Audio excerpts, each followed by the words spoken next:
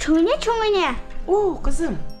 Ашханада апам дари içip жатат. Ал эмне оруп калдыбы? Kızım bilesin bi? Sen apang böbök kütüp жатат. Apang özünün жана böbөгүнүн ден соолугун чындоо үчүн аскандуулуктун алдын алуу максатында толук баалуу тамактануу менен темир фолий кычкылын камтыган дарыны ичүүдө. Бул кандайчы чоңене? Мага түшүндүрүп бере аласызбы? Ооба, ар бир кишиде кан бар. Кан биздин денени азыктар менен камсыз кылып турат.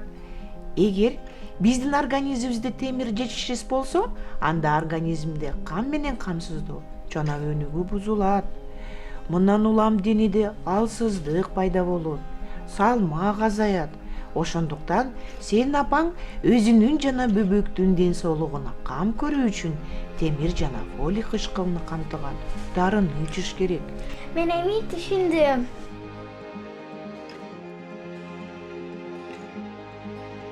Апа!